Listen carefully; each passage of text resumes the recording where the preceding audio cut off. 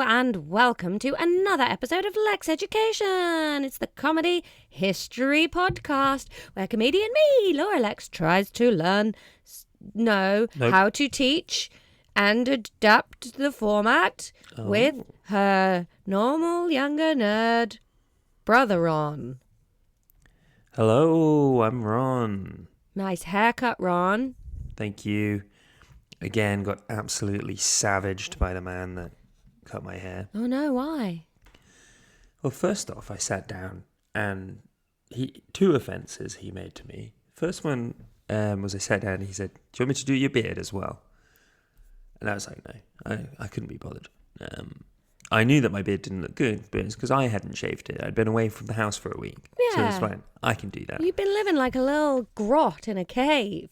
Yeah, and then just before he let me leave, he went, one second, and then shaved my beard anyway. Wow. Including two little tufts of nose hair that come out. Are you... You wait till they start doing your eyebrows, Ron. Oh, he did a little bit in the middle as well. So clearly my face had just been offending him. That was one of the offences that he made to me. The other one was I sat down, he looked at some of the grey hairs that I have and said, "Are you stressed?" Oh, wow. And I was like, yeah, I guess. And he said, "Yes, your hair tells me you're stressed." And I was like, okay, great. Fuck off. Did you say watch carefully now? Because with this situation, there'll be more of them turning. No, I just wanted to exit the conversation. I'd had a lovely day at the Tate Britain. Mm-hmm. I'd booked a late train back from London, not knowing that Ross of the podcast, who now all of the listeners have met, not knowing that he was working that day. So I just had a solo day in London. Lovely. National History Museum, fully booked. British Museum, fully booked. Considering zoo, but that's 35 quid. That's a lot. Yeah, went for the Tate Britain.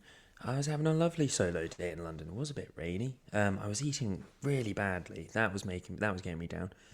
But then, yeah, this guy, and then he just wanted to chat, and he was like, "Are you working today?" And I was like, "No." And I get that you're working, but it is a Sunday, so most And I'm here people... having my hair cut. Yeah. And Was then it quite central London, though? Pimlico. That sounds made up, doesn't it? Sounds like Plimsolls. And then he was like, "Were you working yesterday?" And I was like, "No." Yeah, and he was like, "I was. I've got tomorrow off though." Nice. You should have rung the barbers the next day and just, "Are you working?" "Hello, I'm working now." I've got Saturday off. I muted to sneeze then, Ron. Yeah, that was very profesh. What's not going to be profesh is me scrabbling around in the background so I can plug my laptop into charge. Hold fire. Uh-oh.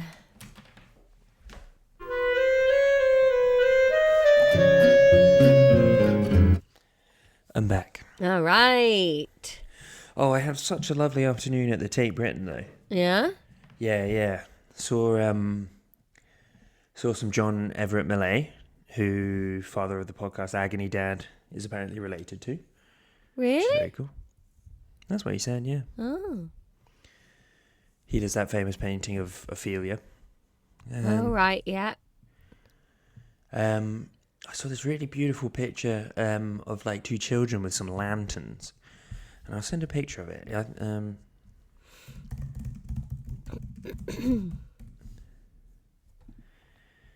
It's really beautiful, but I can't express how much better it is in person. And like how much these lanterns like glow off the canvas when you see it in real life. So you mean looking at it on this WhatsApp web picture is not it? Well, I mean, it's still a nice picture, I think. Yeah, it's kind of Monet-ish. Apparently the dude that painted it, whose name I will get now, it's called Carnation Lily Rose by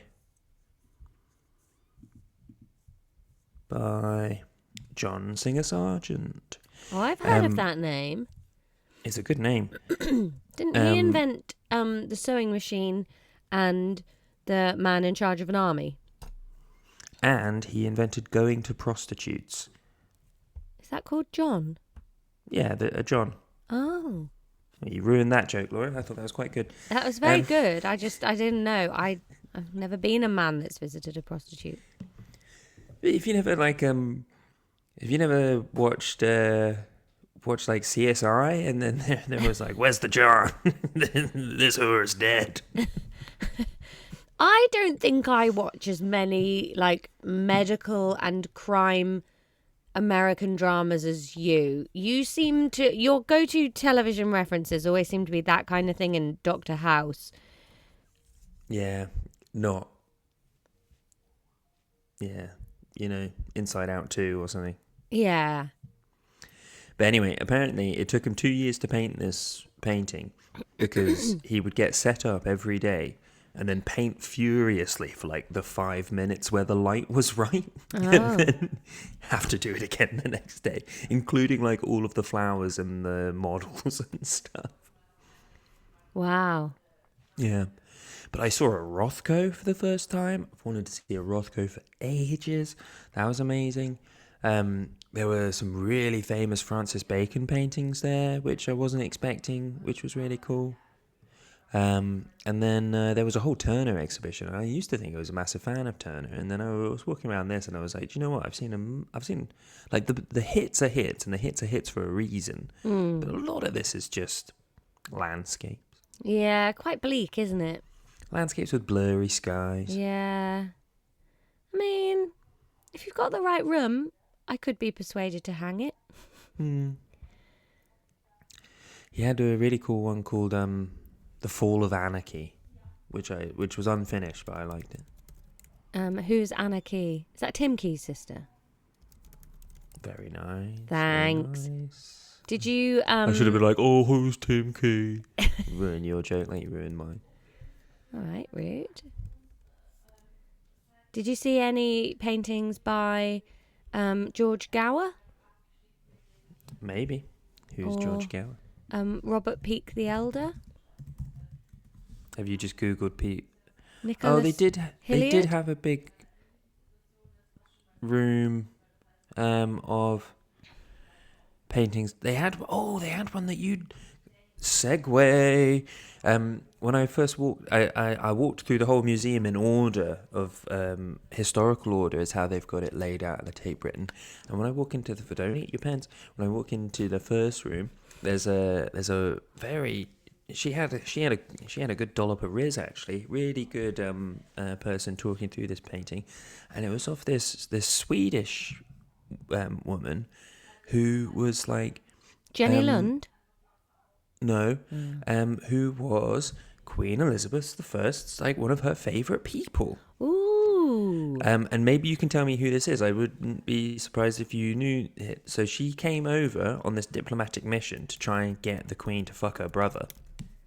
The Queen was instantly like, nah, please. And then she marries...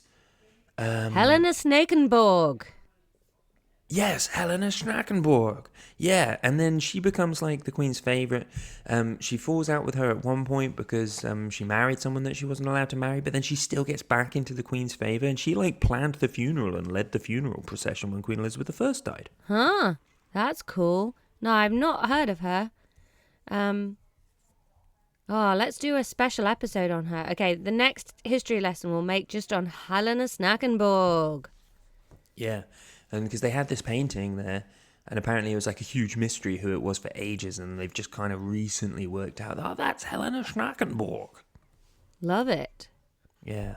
And she was apparently 21 when this painting was painted. She looked like a little girl.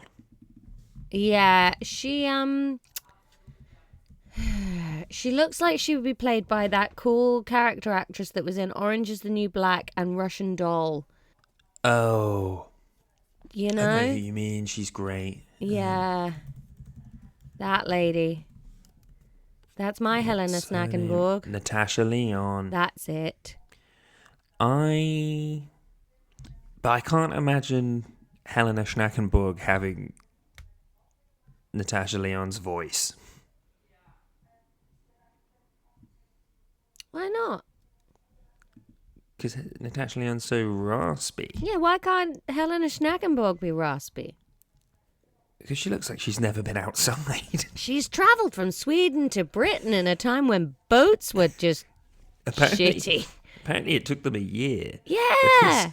I'd be raspy. The Swedish royal family. The Swedish royal family had just pissed off so many people in Europe. They had to take a weird route to avoid diplomatic snafus on the way over. There you go then. Yeah. See, she married a second cousin of Anne Boleyn. So Elizabeth's great, a kind of a uncle. Oh, I think she married Catherine Parr's brother or something. They're all related, aren't they? Yeah, and Catherine Parr was still pretty chum-chums with... Pretty chum-chum, pretty chum-chum. With Elizabeth. But then he died. Oh, no. 5 months into their marriage. Oh, yeah, William no. Parr. She was the first Marquess of Northampton. Oh, goodness. Yeah. So much confusing talking going on in my ears right now. Yeah, there's German happening in the background. Yeah, there's I'm child sorry. happening You talk downstairs. for a bit. Okay, so Ron did a good segue. He put that segue in the middle of my segue. Today is our second history lesson, which is very exciting because we're really enjoying this history nonsense, aren't we, Ron? Yes. We are. Oh, there's Ron. Ron, Henry and Catherine's wedding anniversary? 11th of June. Correct. 15th. I got it right. Yeah, we don't worry about years here, just the days. I genuinely can't remember the year. It's not important. I don't have my notebook with me. Where's your notebook? It's in the room where Judith's speaking German. How are we expected to learn this properly if you haven't done your notes? I'll take computer notes. Well, okay, but you must find a way to put those on the internet for people. Oh, I think I'll find a way. When you take photos of the screen, though, it all comes out all liney. Well, that's why I'll use a screenshot. I can never remember how to do that. Okay, so in the last episode, we sort of went through some backstory on Henry's first marriage. He had a little girl through his first marriage to Catherine of Aragon. Then he's divorced her. He's set up a new church. He's married Anne Boleyn. He's had Elizabeth with Anne Boleyn. But then, diddly-diddly-da. So, Elizabeth is born in 1533, Ron. That's a long time ago. That's 100 years before the death of Helena Snackenbourg. Oh, she must have been significantly younger than old Lizzie one then. Yes, she was. She was 21 when she came to the UK. We don't know when she was born, I think. That's interesting, because I thought Elizabeth was really vain. I would have thought she wouldn't have wanted, hot young fangs hanging around her. Or maybe it made her seem cooler and more relevant. Well, she was a redhead as well, so maybe it was if I get her in, then Ginger's a real big thing. Could also have been decoys, you know? Oh, like Keira Knightley and Natalie Portman in Star Wars. Yeah. Could be. Wonder if that was a thing. It was a thing. Keira Knightley was in the first Star Wars movie. She's in trouble at the moment, though. Is she? No, not Keira. She accepted a job on the new Harry Potter, and then everybody was like, dude, don't work on Harry Potter. It's cursed. And then she was like, what? I didn't know anything about this. Oh, Keira. Yeah. Who's she playing? I don't know. Oh, Keira Knightley hilariously mocks J.K. Rowling boycott demands. Oh, Keira. Our love affair is over. I can't see anything about her being a decoy. I don't think she was played by Keira Knightley in the film Reality of Her Life film. No. I think looking at this one picture I've got, I'd go Emma Stone over. Oh, for Snackenbourg? Yeah. The trouble with Emma Stone is she's so Emma Stone that whenever she's in anything, I think you're Emma Stone. Yeah, she does. Her personality does ooze out of her. And her face. She's got such an unusual face. She does, like a pumpkin come to life. Yeah, and I like it. I really like her face. I really like her face. It's not Helena Snackenbourg's face, it's Emma Stone's face. No. Well, I guess if I was to cast someone to play Helena Snackenbourg, maybe I'd get like a 12-year-old or something. And I don't know many 12-year-olds. Or dig up Helena Snackenbourg and take loads of photos, feed it into a AI generator, and then have Helena Snackenbourg play herself. Whoa, here's a grown-up Snackenbourg. Hang on. I'm trying to send a picture of grown-up Snackenbourg over. That is quite the outfit. She really looks like she was running to be queen. Yeah, I found somebody on Facebook who has made this Helena Snackenbourg dress in real life. She also looks like a delicious cake. Look at this, Ron. Who is this person? Jasper and Angela's walking through history. I love this for them. Yeah, she's made a Helena Snackenbourg dress. Yeah, you got to presume that's Angela. Yeah. I mean, the dress is fantastic. She's missing some of the jewellery. Yeah. Apparently that was one of the mysteries with this painting when they found it, is that the jewellery is of an older time. So they were like, what? The jewellery doesn't match up with the dates on the painting vintage. And stuff. Yeah, and it's because the Queen fucking loved her and was like, have all these jewels. Oh. Yeah. That's a very good... I don't think this woman would play her in the film for me. She looks mean.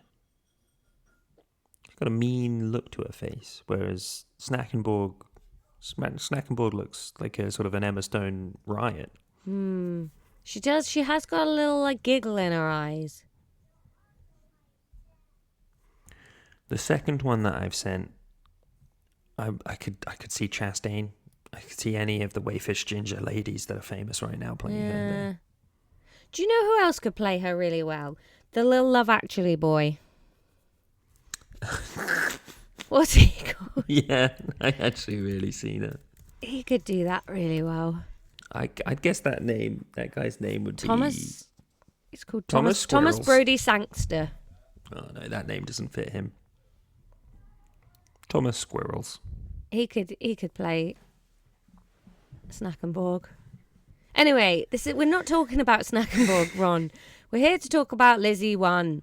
So she's born in 1533. That must be very, very soon after Henry and Anne get married. So he's Henry. You said 1535 before. No, 1533 she's born. Okay, well that's not 100. That's 102 years before Snackenbourg dies. Yeah, oh, right, okay. And then, how soon after her birth do you think Anne Boleyn dies? I think 8 minutes. I've put that in the passive, which is unfair. Murdered. She's murdered in 1536. Before she failed to continue living, I think is how they phrase it. She failed to continue living for Henry. So she's killed in 1536. So Elizabeth is only 3 at this time. I should go get my notebook, shouldn't I? This isn't good. Well, I'm just saying, you're now experiencing what it's like to be me, Ron. Yeah, all right. Second episode in, you're already letting things slide.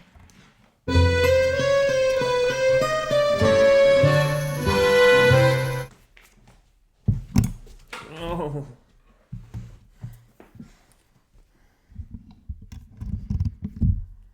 I'm back in the attic, back in the habit. Let's go. He's back. He's got stuff. Right, so where were we? Yeah, so born in 1533. I get a number on something quickly. Yeah, they're married for 24 years. Is that right? Yes, I can do maths. Okay, so, Henry VIII kills, murders, her mother. So she's 2 years and 8 months old when Anne Boleyn's killed, basically on the grounds of adultery, but he beheads her, which is horrible, isn't it? And then... Did she have 6 fingers, or was that just... No, I think that's propaganda. Okay. The witchcraft stuff, obviously she wasn't a witch. Witches aren't real. Was that something that was said at the time, or is that historical fancifulness that's come out since?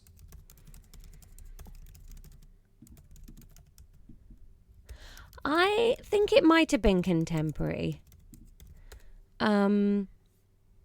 Yeah, I think it were rumours that were spread around the time. And according to this, potentially post, I think she had a few miscarriages. Yeah, Which is so what it was sort witches of do? turning the king against her. I think also that sort of accusation would have been used against her because she's got a crazy amount of influence over the king. And if you think all these powerful men around are very used to them being the ones that have influence over the king, and then suddenly she's turned up, everybody's going to be like, how on earth has she persuaded him to listen to her? Yeah, fair. So they'll throw that kind of accusation around. Because she, God, I think it gets written out of her story so quite easy back in the day. You didn't get the promotion you wanted. Witch. Yeah, exactly. That was one of my favourite. One I saw a new comic in Edinburgh this year, and you know those T-shirts that are like "We're the daughters of the witches you couldn't burn." Have you seen that phrase around? No, but that's good crack. Yeah, and she was just like, the thing is though, we're more statistically we're the daughters of snitches. Which I was like, yeah, fair. So yeah, she's moited, she's beheaded in front of her toddling about little kid, and Henry waits one classy week before getting married again. They've not even scrubbed the blood off the chopping board yet, and he marries Anne's lady-in-waiting, Jane Seymour. Side question again, sorry. Yeah. You might not know this. Maybe we don't know this as as historical record. But how at 2.5, how much time would Liz have actually been spending with Henry? Would he have just been this man that she knew that was basically trotted out for painting ops, or would he have given sort of paternal care at all? I wouldn't have thought so. I don't know for sure, but I'd have thought her contact with him would have been next to nothing.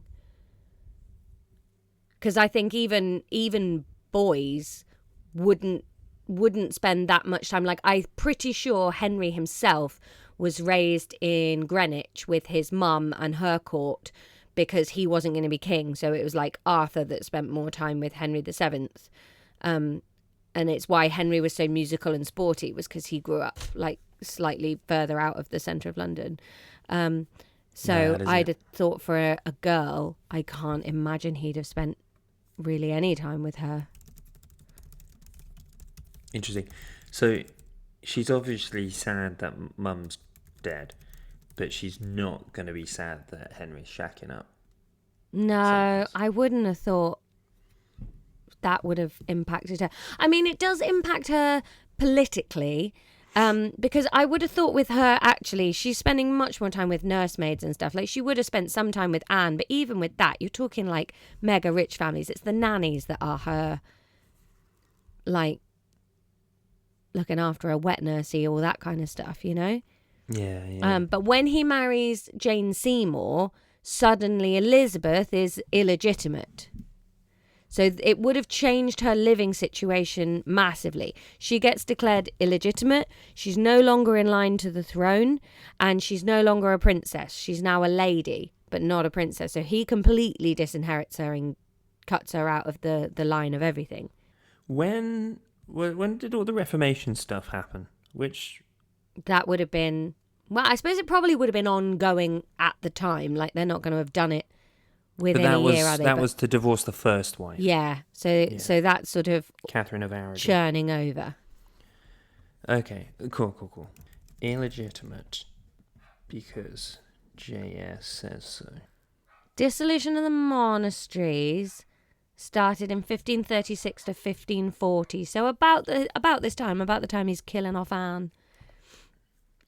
Okay, so to divorce Aragon, he's like, up yours, Pope. But then obviously it takes a while for that to happen, and everyone's like, oh shit, he was serious. Yeah. Yes, it says here, the Act of Supremacy in 1534. So that's the year after Lizzie I is born. Oh wow. And then there's more stuff goes through Parliament, and then they're sort of shutting everything down. The closure of the smaller monasteries began the Pilgrim of the Grace Rebellion, and then they're sort of charging around closing everything. And I believe, was that Cromwell? Was that Thomas Cromwell doing that? Not a clue. I think this is all like Wolf Hall sort of stuff, isn't it? Everything's Wolf Hall sort of stuff to you. Yeah.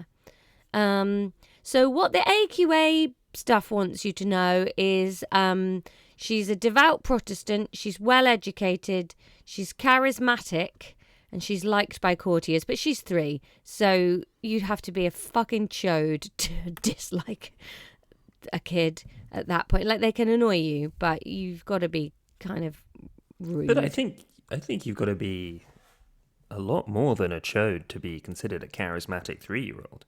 No, I'm not saying she's a chode. I'm saying, like, if it was like all the courtiers fucking hated her. Oh, and it's like, dude, she was 2.5 and an orphan. Yeah, but I guess if she's been called charismatic, then she must have had something popping. No, she's 2.5. Some children can have charisma. Some children are charisma vacuums Yeah, that's true. that you regret saying you'll play blocks with. Who's that? Oh, just kids. Okay. Yeah. So she's basically she's reduced, and then for quite a while then she is neglected. So for about what are we talking there? That happens then about 6 or 7 years. She's quite neglected. So she'll have been moved to a sort of a nice house, but you know, there won't be much money for her. She's obviously doing better than most people, but she's going to have been moved off to somewhere else, looked after elsewhere, but she's not important for quite a long time. Then Henry marries Catherine Parr in 1543. So she's about 10 at this point. And Catherine Parr takes an interest in Elizabeth. I wonder whether there's a sense of, well, I'm potentially not going to end up giving you kids. You're gouty and old and a mess. Like, maybe we do need to focus on the kids you already have. Like, that could have been an element of it. Not sure. But she takes charge of Elizabeth, educates her, teaches her public speaking, and basically sort of has her back in the fold a little bit. Oh, back in from the cold. Yeah, just a little bit, you know. Yeah, then 1547, Henry is dead now. He has died. Whoa. Goodbye. What have I missed from here? Have I missed anything? She was only 14. Yeah, 13, I think, when she died. So yeah, she's basically been raised up to this point to be in the royal court, but not a royal. So, you know, like all these ladies in waiting and stuff like that we've met that have gone on to marry the king and stuff. She's kind of been raised for that. She's been raised to be a Snakkenbourg, basically. Yeah, but she can't even marry the king because she's related to the king. Exactly. That's terrible. She goes to royal events. She's been educated, and she's basically, they'll marry her off somewhere because everybody knows she is the daughter of the king. Just because she's been declared illegitimate, you know, trouble. So yeah, 1534, he says that they're illegitimate. However, he does re-establish her legitimacy before she dies.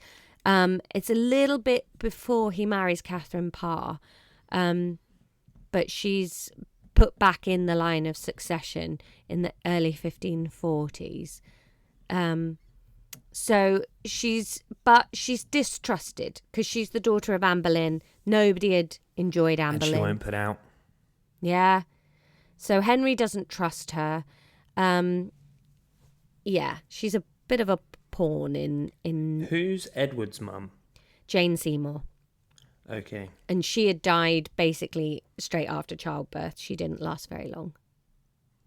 Yeah, and she didn't have a very long-lived child either. Bad genes, maybe. Yeah. Well, he becomes king, so Henry dies. Isn't he like 8 or something? He's 9, and he becomes the king. Elizabeth Edward the Fourth? Is he the 4th? Yeah, I think he is. King for a day. Oh no, 6th. He's the 6th. Edward VI. King for a day. He, Elizabeth at this point joins the household of Catherine Parr. Oh. Who is sort of stepmom to the king and... E1 CP house. So she's 13 at this point. Now, here's a bit. Like, we're a big fan of Catherine Parr, so we're going to try and see her in a good light here. And again... Listen, I don't love the language that's used here. I'm going to read it to you as it's written. This is actually from a BBC article, which I think's got a little bit more depth than what we were reading. When Elizabeth is caught in an embrace with Parr's husband, Thomas Seymour, she is banished from the house. Now, I'd like to just remind you that Elizabeth is 13 here, and Thomas Seymour, what's he, probably 40, 30 at least? So when we say caught in an embrace, I'm just going to suggest that Elizabeth didn't have as much agency as caught in an embrace makes it sound like a whimsical romantic scandal. And instead of being cared for, she's booted out for being a hussy. So that's nice, isn't it? Well, no wonder, like, she didn't, like, want to get caught shacking up with anyone else later on in life. Well, this is the thing, she isn't it? She got kicked out of her house last time, and that may not have been consensual. Exactly. And you have to look, and you have to assume that these plots and these, oh, if you'll marry him, and oh, look, this creepy gent is coming round to visit you. This is going on constantly. This is sort of... When was this, sorry, 1514? So this is, I don't know, some sort of time early after Henry's dead, I think. Because he dies... write that down. He dies in 1547, and it says here Catherine dies in childbirth in 1548. And if this is Catherine Parr's husband, she's married quite swiftly after Henry's dead and pregnant by someone else. So yeah, only 8. Right. Yeah, you have to be so aware of how women and girls are just used constantly as marriage pawns and as bargaining chips right from the start, and especially a royal woman like that. So her avoiding all that is a way to hold on to her own power and agency. So yeah, Catherine dies in childbirth in 1548, and her husband is executed for plotting to marry Elizabeth and kidnap Edward VI. So he's going on a bit of a child rampage there to get to the throne. And then Elizabeth is questioned. This guy's clearly a nonce. Quite clearly a terrible, problematic person, which I think is sad because I think like him and Parr had like a lifelong love affair even through her marriage to Henry. She was like, I don't want to marry Henry.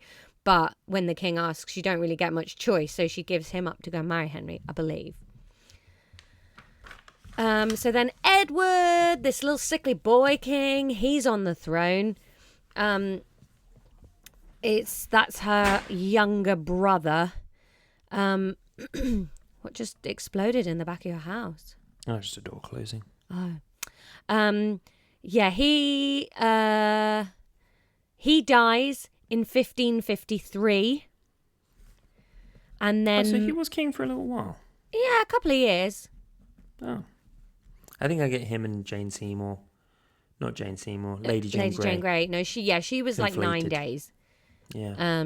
It's tragic, terrible.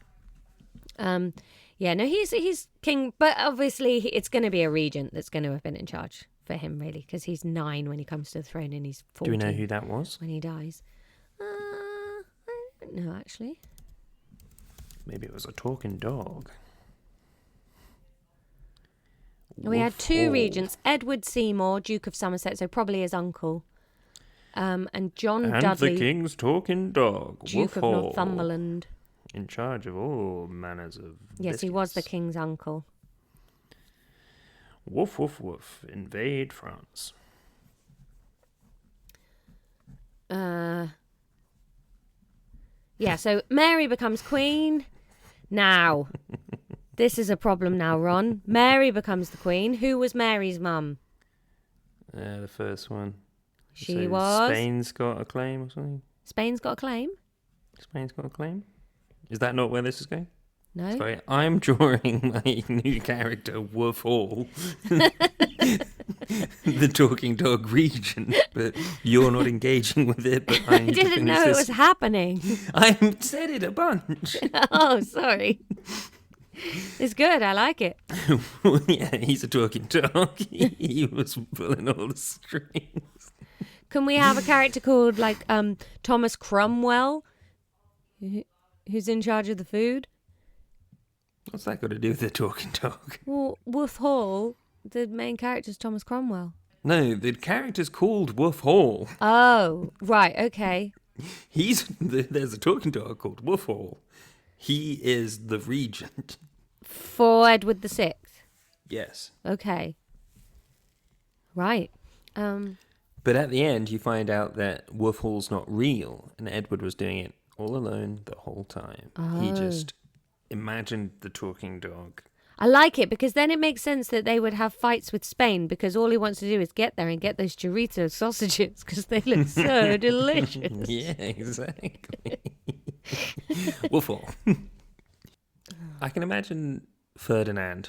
I don't know. He's probably long dead by now, being a cat. That's good cats. Yeah. As well. The Spanish can be cats. And Isabella, that's a cat kind of name. Meow Mart. That didn't work at all. Wasn't great, no. No.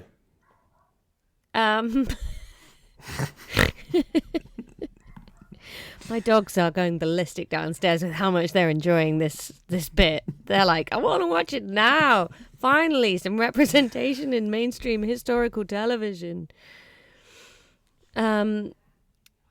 No, Ron, what I'm trying to get you towards, but your fuzzy knuckle brain can't hold information.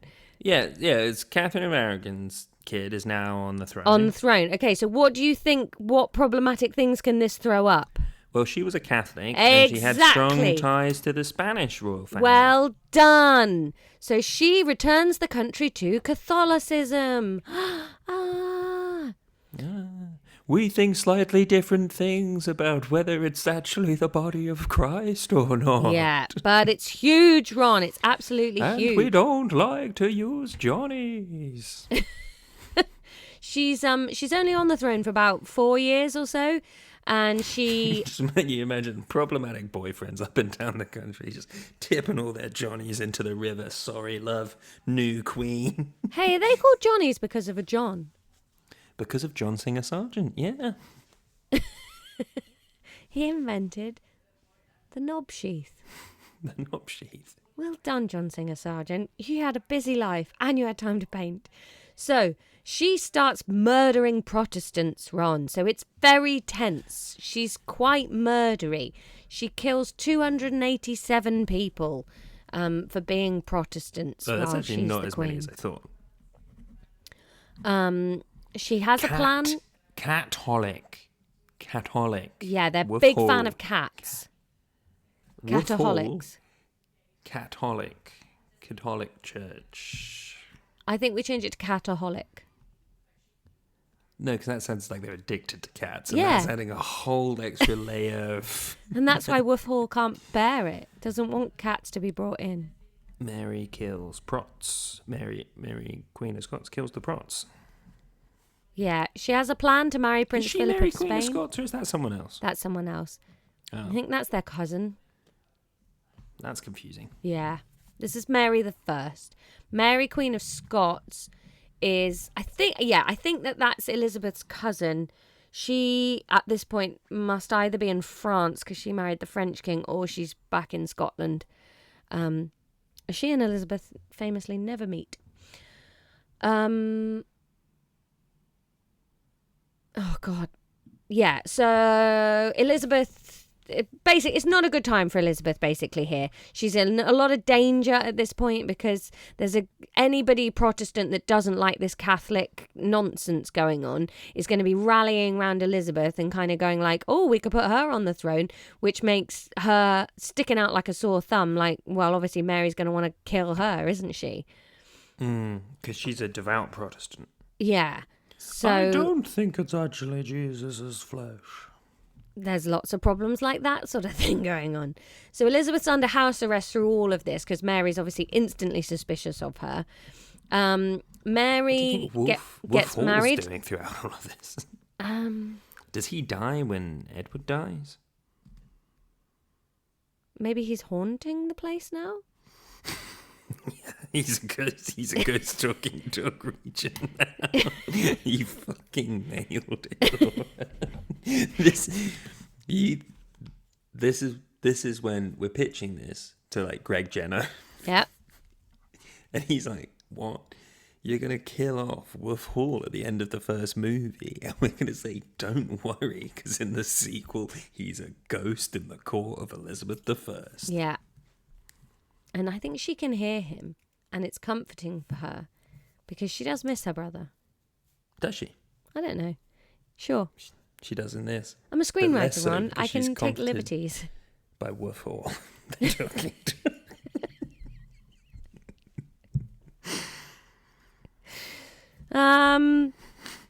Right, so Mary marries King Philip of Spain. That's Elizabeth. Oh, God.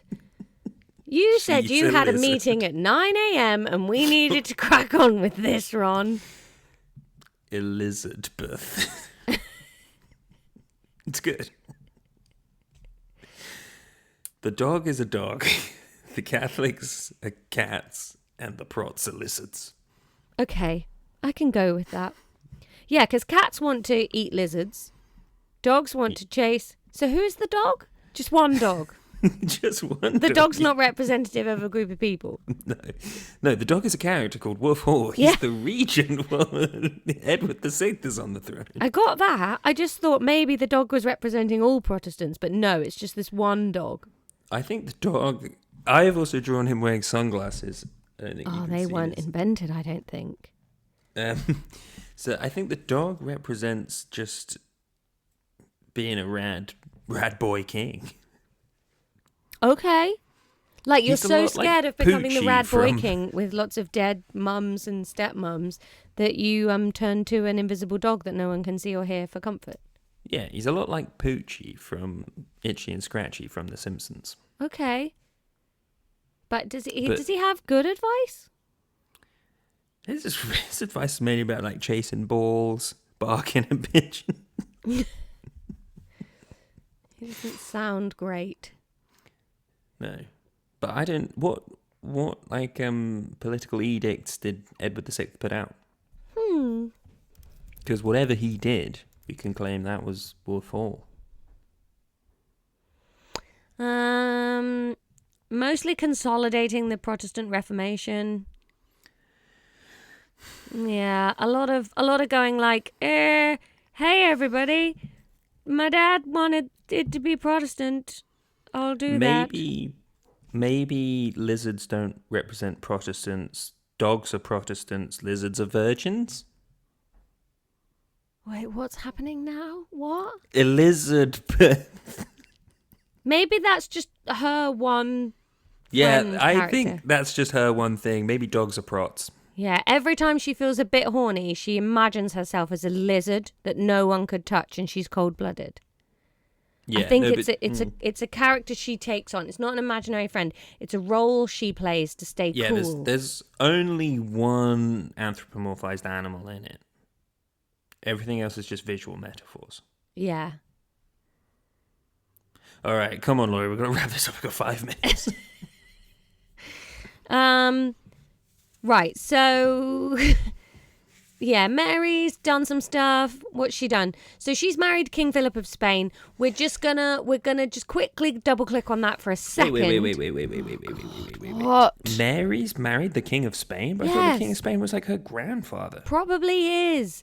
This is King Philip II of Spain, though, so it's not Ferdinand and Isabella anymore. It's a different guy.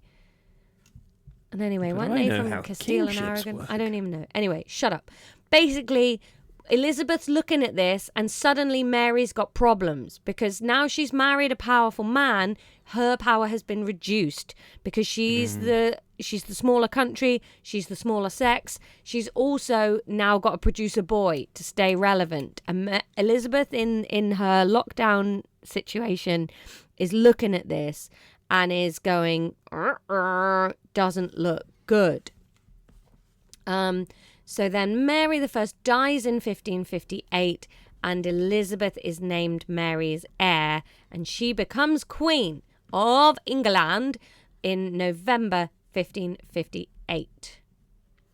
God, this all happened so quickly. What a turbulent time for the nation. Yeah, it's crazy, isn't it? I was looking at this timeline. So if you think... So Henry marries Catherine of Aragon in 1509 and then...